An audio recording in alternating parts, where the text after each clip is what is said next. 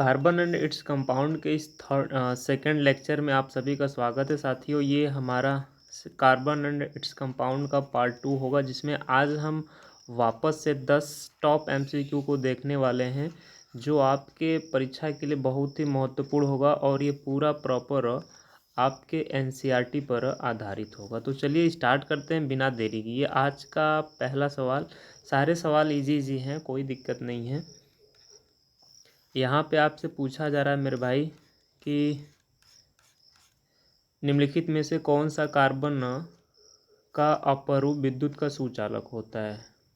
हीरा, fluorine, graphite, कोयला, या इनमें से आप बताएंगे कौन है जो विद्युत का सुचालक होता है। तो ग्रेफाइट जो होता है वो बिजली का सुचालक होता है, क्योंकि ग्रेफाइट के परतों के बीच मुक्त इलेक्ट्रॉन पाए जाते हैं। जहाँ जहाँ मुक्त इलेक्ट्रॉन होगा वो हर चीज़ इलेक्ट्रिक की कंडक्टर का काम करेगा। अगला सवाल नेक्स्ट। कार्बन परमाणुओं के बीच इलेक्ट्रॉनों के साझेदारी से बनने वाले आबंध को क्या कहते हैं? वो कौन सा आबंध है जो इलेक्ट्रॉनों की बराबर साझेदारी से बनता है? आयनिक आबंध, सहसंयोजक आबंध, हाइड्रोजन आबंध, या धात्विक आबंध? धात्विक आबंध ये जनरली धातु और अधातु के मध्य बनता है। ये धातु और अधातु के मध्य बनता है। आयनिक आबंध आयनों के आदान प्रदान से बनता है। हाइड्रोजन आबंध होगा नहीं। तो इलेक्ट्रॉनों के बराबर साझेदारी से बनने वाला आबंध सहसंयोजक आबंध होगा, कोवैलेंट बॉन्ड। सेकंड ऑप्शन सही होगा। नेक्स्ट। संतृप्त हाइड्रोकार्बन एल्केन का सामान्य सूत्र क्या होगा? एल्केन, एल्कीन, एल्काइन तीन प्रकार के होते हैं। एल्केन CnH2n, ये तो हो जाएगा एल्कीन का हो जाएगा। ये है अपना एल्कीन। ये हो जाएगा एल्काइन। ये फार्मूला है एल्काइन का। सेकंड ऑप्शन हो जाएगा अपना राइट आंसर सही। तो सही है सारे सवाल। संतृप्त हाइड्रोकार्बन को जलाने पर सामान्यतः किस प्रकार की ज्वाला होती है? जब संतृप्त हाइड्रोकार्बन को जलाएंगे तो उसकी ज्वाला कैसी होगी? काले धुएं वाली पीली ज्वाला, नीली और स्वच्छ ज्वाला, लाल ज्वाला, या फिर चमकदार पीली ज्वाला होगी। पूछा जा रहा है यहाँ पर संतृप्त हाइड्रोकार्बन। आप सभी को पता होगा संतृप्त हाइड्रोकार्बन को जलाने पर नीली ज्वाला के साथ स्वच्छ होता है। बिल्कुल second option will be the right answer. अगला, इसमें पूछा जा रहा है साथियों कि समजाति श्रेणी के किन्हीं दो क्रमागत सदस्यों के बीच कितने आणविक सूत्रों का अंतर होता है? मतलब कि कोई भी सजातीय श्रेणी में, जैसे कि हम मान के चलिए हम लिखते हैं CH4, C2H6, C3H8, C4H10। आप मान लीजिए ये एल्केन के सारे सदस्य हैं। ये एल्केन के सारे सदस्य। आप देखेंगे यहाँ से कितने कार्बन का डिफरेंस है? सर जी एक कार्बन का। कितने हाइड्रोजन का डिफरेंस है? 2।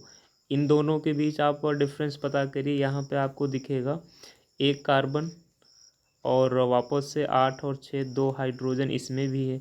आप यहाँ भी पता कर सकते हैं इसमें कितने के बीच है? एक कार्बन और 2 हाइड्रोजन। तो ओवरऑल यहाँ पर बोला जा सकता है कि सजातीय श्रेणी में दो क्रमागत सदस्यों के बीच CH2 का अंतर आपको हर जगह देखने को मिलेगा।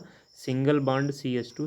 First option will be the right answer. इसमें तो होगा नहीं, ये होगा नहीं, ये होगा नहीं, तो ये सारे हो जाएंगे। क्वेश्चन अगला है कि जल में साबुन के झाग बनने के दौरान साबुन के अणु एक विशेष गोलाकार संरचना बनाते हैं, जिसमें जल विरागी हाइड्रोफोबिक सिरा केंद्र की ओर होता है। इस संरचना को क्या कहते हैं? सिंपल से आप बात करेंगे तो परिभाषा ही दे रखा है, वो है मिसेल। साबुन से रिलेटेड मिसेल ही होता है, बाकी इमल्सन होगा नहीं, पॉलीमर होगा नहीं, क्रिस्टल होगा नहीं। क्रिस्टल लाइक NaCl का भी क्रिस्टल बनता है। पॉलीमर वैसे होते हैं जिसमें एक ही प्रकार के एकलक मिल करके ढेर सारे कंपाउंड बनाते एक चेन के रूप में, उसी को हम पॉलीमर कहते हैं। तो third option will be the right answer हो जाएगा। अगला सवाल आपके सामने। कह रहा है कि कार्बन का वह यूनिक क्षमता जिसके कारण कार्बन परमाणु आपस में जुड़कर लंबी श्रृंखला, शाखित श्रृंखला एवं रिंग बनाते हैं, उसे क्या कहते हैं। ओवरऑल पूछा जा रहा है कार्बन की वो कौन सी यूनिक क्वालिटी है जिसके कारण वह लंबी श्रृंखला भी बनाते हैं, शाखित श्रृंखला भी बनाते हैं, एक रिंग भी बना लेते हैं। क्या वो आइसोमेरिज्म होगा, क्या वो एलोट्रॉपी होगा, क्या वो कैटेनेशन होगा, या फिर टेट्रावैलेंसी होगा। तो वो है सिंपल सा, हम सभी को पता है कैटेनेशन के कारण, श्रृंखलन के गुण के कारण ही कार्बन एक लंबी श्रृंखला बना लेती है। अगला सवाल आपके सामने। सारे सवाल महत्वपूर्ण हैं। आगे पूछा जा रहा है होमोलोगस सीरीज सजातीय श्रेणी के किन्हीं दो क्रमागत सदस्यों के बीच आणविक द्रव्यमान। सिंपल सा वही बात है, आप देख लीजिए कितने आणविक सूत्र का अंतर था, CH2 का। यहाँ से आणविक मास निकाल लीजिए। कार्बन का जो मॉलिक्यूलर मास होता है वो होता है 12 प्लस एक कार्बन का होता है मॉलिक्यूलर मास 1, तो दो हाइड्रोजन है तो 2 कर लेंगे। 12 प्लस 2 कुल मिला के कितने यूनिट हो जाएगा, 14 यूनिट मॉलिक्यूलर मास का डिफरेंस होता है, जो first option will be the सही हो जाएगा। अगला सवाल आपके सामने, ये सवाल मोस्ट इम्पॉर्टेंट है, ये सवाल आपके पेपर के लिए इम्पोर्टेंट है। ये बता दें ये योग्यता बेस्ड क्वेश्चन है, सन 2024 में हाल ही में पूछा गया तरीन ताज़ा सवाल है, जो पिछले सन 2024 में पूछा गया। आपको इसमें मैच करना है, कॉलम ए में कुछ कंपाउंड के नाम दे रखा है, कॉलम बी में उसकी संरचना दी गई है। आपको मैच करके बताना है कौन सा ऑप्शन इसमें सही होगा। तो चलिए स्टार्ट करते हैं, एक बार मैच करने का प्रयास करेंगे। सबसे पहले आपको जो पता है वहीं उठाइए। हम तो कहेंगे एल्कीन। देखिए एल्कीन वो होते हैं जिसमें कार्बन कार्बन के बीच डबल बॉन्ड होता है। तो वो कहाँ है जहाँ कार्बन कार्बन के बीच डबल बॉन्ड, ये तो कार्बन हाइड्रोजन के बीच ये नहीं होगा, यहाँ है कार्बन और कार्बन के बीच डबल बॉन्ड, तो ये हमने ऐसे मिला दिया, ठीक है। अगला है एल्कोहल। एल्कोहल वो होते हैं जो कार्बन की जनक श्रृंखला से सिंगल बॉन्ड OH जुड़ा होता है। तो लास्ट में खोजिए, यहाँ पर है OH, तो एल्कोहल का हो जाएगा, ये रहा फर्स्ट। अगला है एल्केन। Halo alkane. हेलो का मतलब होता है हैलोजन ग्रुप, हेलो का मतलब होता है हैलोजन समूह।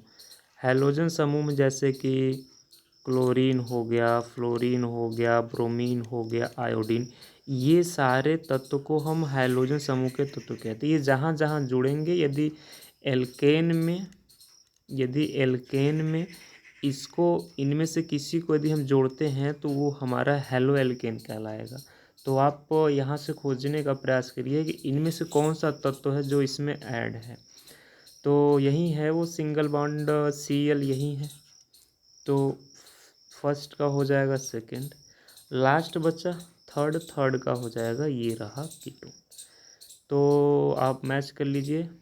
डी का थर्ड इसमें भी है, ये नहीं है। डी का थर्ड इसमें नहीं है, बचा 2 ऑप्शन।